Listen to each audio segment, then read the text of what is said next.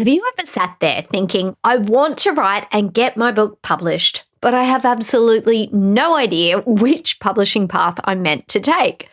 Traditional publishing sounds wonderful because someone else opens the door, validates your work, and helps get the book out into the world. Indie publishing sounds empowering because you keep control, move faster, and make the decisions yourself. Hybrid publishing sounds like it might just give you the best of both worlds, but then you start reading articles online and suddenly you're wondering whether it's brilliant, risky, confusing, or perhaps all three. And before long, you're no longer thinking about the book itself. You're thinking about agents, query letters, covers, deadlines, edits, investment dollars, ISBNs, distribution, and whether choosing the wrong path means that you've somehow ruined your author career before it even begins. My friend, take a breath because today we're going to slow this right down. Because choosing a publishing path isn't just a business decision. It's a values decision. It is a temperament decision, and it is a creative wiring decision. The right path for you is the one that honors the kind of writer you are and the kind of author career that you want, as well as the experience you want to have while bringing your book out into the world. So today, we're going to talk about traditional, indie, and hybrid publishing, so stay with me.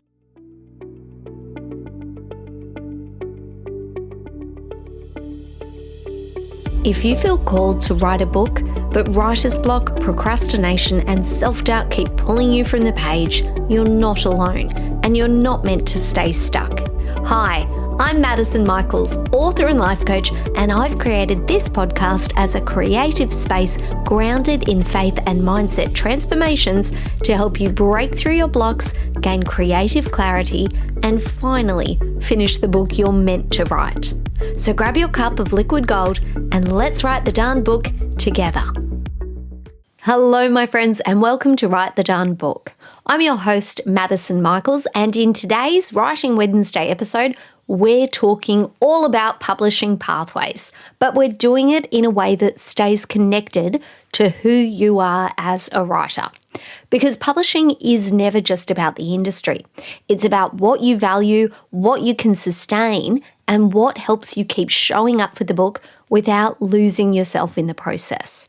So whether you're dreaming of getting an agent and a traditional publishing contract, or wondering whether indie publishing might suit you better, or you're trying to understand what hybrid actually means, this episode will help you step back and ask clearer questions to work out not which is the best path, but rather which is the best path for me.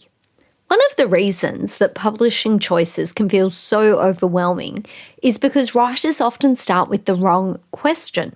They ask, should I traditionally publish or self-publish or go hybrid? And that sounds like a practical question.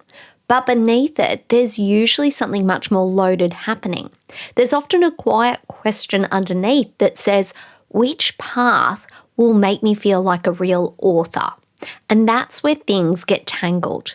Because if part of you believes traditional publishing is the only path that counts, then indie publishing might feel like settling, even when it could be a brilliant strategic choice for your book. And if a part of you believes that indie publishing is the only empowered path, then querying might feel like handing over control, even when it might genuinely suit your goals. And if hybrid sounds appealing because it seems faster and supported, you might still need to understand exactly what you're paying for, what you're keeping, and what you're giving away. This is why the decision can become so emotional. You're not just choosing a publishing model. You're bumping up against old ideas about validation, success, authority, and what it means to be chosen. And I want to say this really clearly. A publishing path doesn't make you a real writer. Writing makes you a real writer. Finishing the book makes you someone who honoured the story enough to see it through. Publishing is just the next layer. It matters, absolutely, but it doesn't decide whether you belong. So before we compare the paths, I want you to take the pressure out of your decision. There's no morally superior publishing pathway. There's only alignment and fit. There's only the one path that makes sense for this book, or perhaps this stage of your life and this version of your author career. And that can change as you go. It does matter though, because the publishing path that looks impressive from the outside might be completely wrong for the way you want to work. And the path that feels less glamorous at first might actually give you the freedom, the momentum, and the creative ownership that you need. This is why we have to bring self-trust into the conversation. Not just industry advice and not just what your friend is doing or what someone on social media says worked for them. You need to know what you value so that the process works for you. Now, I'm speaking about this today not just as a writing coach, but as an author who's walked more than one publishing path.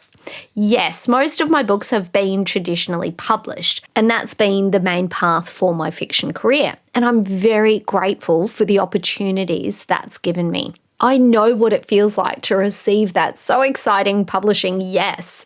And I know what it feels like to have a publisher believe in your book and take it through the editorial process to bring it into the world as part of a professional publishing system.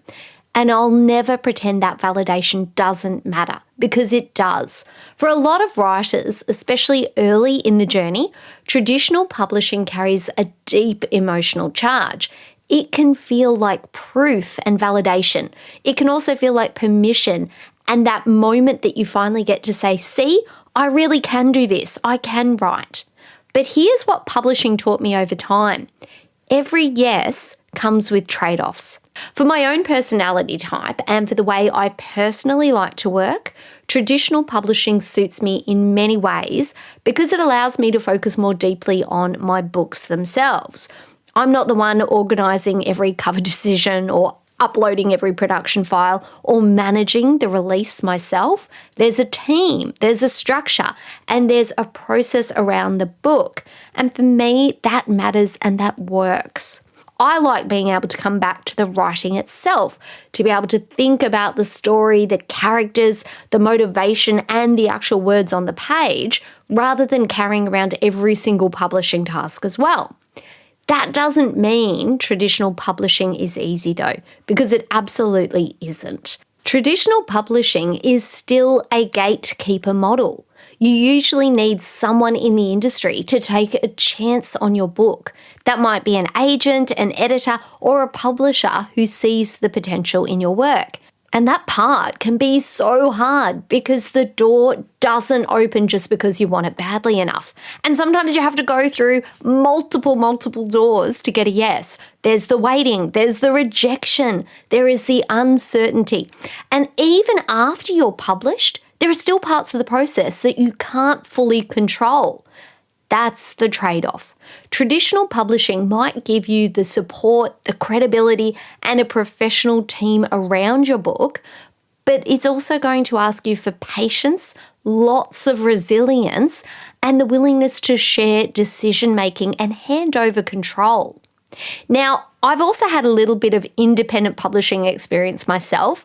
My novella, The Mistletoe Mistress, was independently published. It was part of a box set of novellas, and then after that box set had run its run, I went on to just independently publish it myself. So I do understand some of what it means to be responsible for the publishing side more directly. And indie publishing can be incredibly powerful. There are some huge authors that only indie publish, or they got their start in indie publishing and they've been picked up for traditional publication down the track. With indie publishing, you can move faster.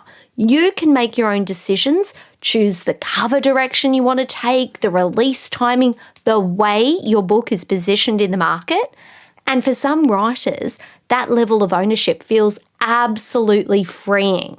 It fits their personality, their goals, and their author career beautifully. But that freedom also comes with responsibility. When you independently publish, you're not only the author, You're also stepping into the role of publisher, project manager, and business owner. That means you need to think about professional editing, cover design, formatting, distribution, pricing points, marketing, and your long-term strategy. For some writers, that is so exciting.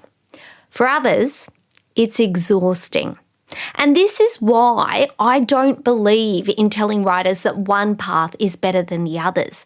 It depends on what you value. It depends on what you want to carry and the kind of author experience you actually want to have.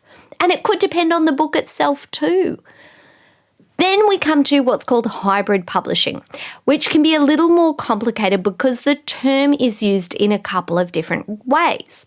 Some writers use the word hybrid to mean that they have both traditionally published and independently published books, and in that sense they are hybrid authors. They move between pathways depending on the book, the market, and the strategy. And this can be really great in terms of flexibility with the market and with your own journey as an author. Now, other writers use what's called hybrid publishing, and that means working with a publishing company where the author contributes financially towards the publication of the book. And this is where discernment becomes absolutely essential. There are some reputable hybrid companies that do provide professional support, strong production standards, and a genuine publishing pathway for the right author and the right book. Some writers choose that model because they want more support than pure indie publishing, but they also want more access or flexibility than the traditional gatekeeper route that may be offered with traditional publishers. But there are also very predatory hybrid publishing companies out there that take a writer's money, make big promises, and deliver very little meaningful support. So if you are considering hybrid publishing, you really need to slow down and do your due diligence. Read the contract, understand the rights, know exactly what services are included, what distribution actually means, and what happens after the book is released. And again, I would suggest you get legal advice on that too.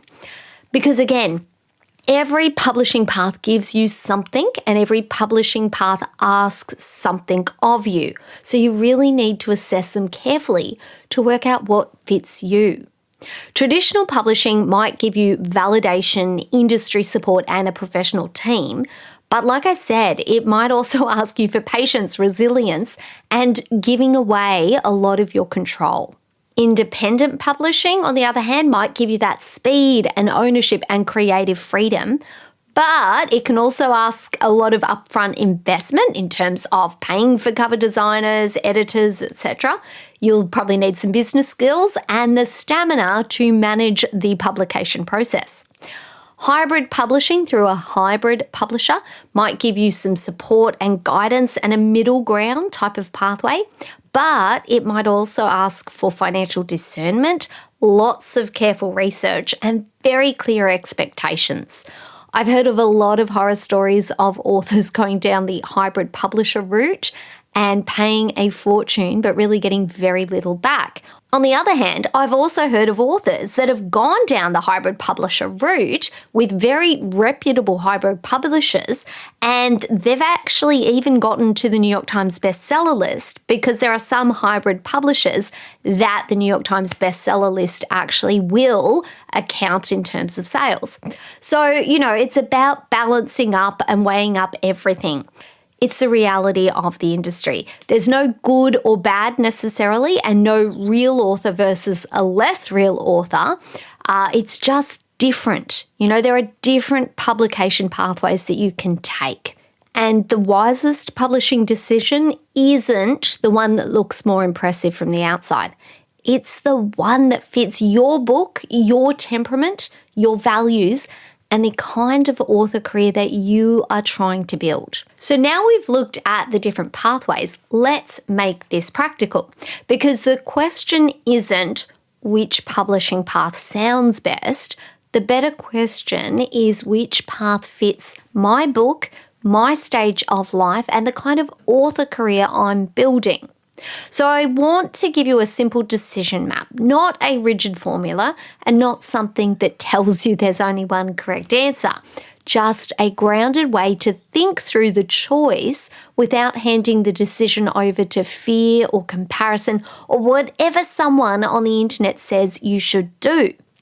Start with your book itself and ask yourself, what does my book need in order to reach the right readers well? Not perfectly and not magically, just reach them well. Who's the book for?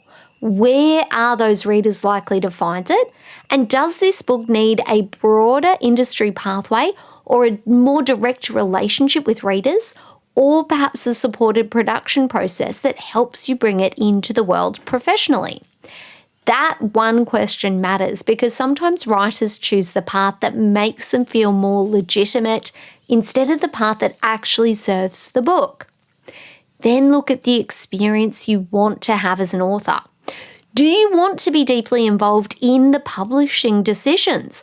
Or would that drain energy you'd rather pour back into writing the next book? Do you enjoy strategy, marketing, timelines, and project management? Or do those things make the entire process feel heavier than it needs to be? Be honest with yourself here. Some writers feel energized when they have freedom and control. They like making decisions. They like shaping the release of the book, and they like knowing that the book is moving on their timeline. Other writers feel more creative when they can focus on the writing and the manuscript and work within a wider publishing structure. They like having a team. They like knowing other people are carrying parts of the process, that they're not doing it alone. Neither is better, but they are very different experiences. Next, look at where you currently are in your life. And this is the part that writers often skip. You might love the idea of one publishing path, but does it fit the life that you're actually living right now? Do you have the time, the energy, the capacity, and the support for what that path will ask of you? Are you in a season of your life where you can wait patiently? Or do you need to build a business around the book or carefully research and find a supported pathway forward? The right publishing path for one book might not be the right path for every book you write. A book connected to a business might need a different timeline from a novel you're hoping to place with the publisher. A fast-moving genre series might need a different strategy from a standalone literary project. A first book might need a different level of support from your fifth or sixth. So before you decide, ask yourself 3 questions. What does this book need? What kind of publishing experience will help me stay steady and connected to my writing? And what does my long-term author career need next? When you answer those 3 questions honestly, the decision becomes less about proving something and more about choosing consciously. And that's what I want for you. I want you to choose with your eyes open. I want you to understand the trade-offs, and I want you to honor your book, your capacity, your goals, and your creative wiring. Because the best publishing path isn't the one that looks most impressive from the outside. It's the one that helps this book of yours reach the right readers while allowing you to become the writer you're here to be. Now, this is where your creative wiring matters too. Your bird writing personality doesn't decide your publishing path for you. A dove can indie publish beautifully, an eagle can thrive in traditional publishing, an owl can build a brilliant hybrid career, a peacock can absolutely finish and publish with structure around them. But your wiring can show you where the path might feel easier and where it might ask more of you. If you lean towards dove, Pay attention to the emotional side of visibility, reviews, rejection, and being seen. Whatever path you choose, you'll need enough support and safety to keep showing up. If you lean towards owl as a writer tendency, watch the research spiral. Publishing decisions can send an owl into endless comparison, contract reading, submission research, and over preparation. You'll need clear criteria for when enough information is enough. If you lean towards peacock tendencies, notice whether the path keeps you creatively engaged beyond the exciting beginning. You might love the possibilities, but you'll need structure for the follow-through, especially when publishing becomes administrative. Now, if you lean towards eagle traits, then watch the urge to move fast simply because a decision's been made. You might thrive with momentum, but you'll need to make sure that your speed doesn't override craft quality or contract discernment or long-term strategy. So your personality doesn't tell you which path to choose. It simply tells you how to support yourself once you've chosen it. Once one path starts to feel like the best fit, I want you to pressure test it with 3 final questions. Firstly, what am I hoping this path will give me? Secondly, what will this path ask me to carry? And thirdly, am I choosing this from clarity or from fear? That last question matters because publishing can stir up the same pattern that writing does. Perfectionism can keep you researching forever. Self-doubt can make you chase approval instead of alignment. And fear can make you rush into a path just to make the uncertainty stop. A grounded publishing choice may still feel brave, but underneath it, there is steadiness. A fear-led publishing choice often feels frantic, pressured, or desperate to prove something. You want clear and steady, and you want the path you can walk with your eyes open. So here is your practical action step for today. Open your journal or a notes app or a blank page and write this question at the top. What are the 3 values my publishing path needs to honour? Only choose 3, not 10, not every nice sounding word, just 3. Maybe your values are creative control, professional support, or long-term career growth. Maybe they're validation, patience, and craft excellence. Maybe they're ownership, speed, and business alignment. Once you have your 3, look at traditional, indie, and hybrid publishing through those values. Ask yourself which path honours these most naturally, which path challenges these values, and which path would require support so I can stay aligned while I move through it. That is the beginning of a much clearer decision. And if you're listening to this and realizing that you've been trying to choose a publishing path before you've built enough self-trust as a writer, please hear this. You don't have to decide everything today. Your job right now might simply be to finish the book, strengthen your manuscript, and become honest about what you want this author life to look like for you. The path will become clearer when you stop asking it to prove your worth. Because your worth is already settled. You are the writer. The book is yours to finish.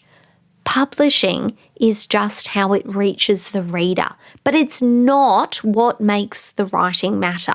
And if this episode has brought up questions for you about your own writing path, your creative wiring, or the kind of support you need to actually move your book forward, then I'd love to invite you to book in a writing personality blueprint session with me. This is a personalised deep dive into how you are uniquely wired to write. We look at your bird writing personality and your resistance patterns and the kind of writing process that's actually going to support you rather than forcing you into somebody else's system.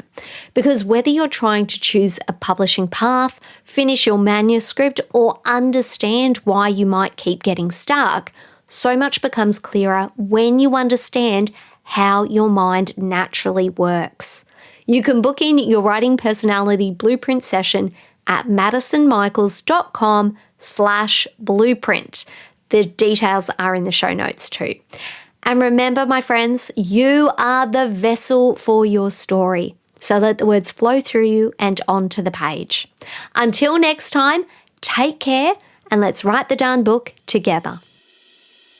My friend, I hope today's episode gave you exactly what you needed for your writing journey. And if it did, would you take 30 seconds to share it with another writer who's struggling to start or finish their book? And if you're loving the show, I'd be so grateful if you left a quick review. It means the world to me and truly makes my day to know that this podcast is helping you.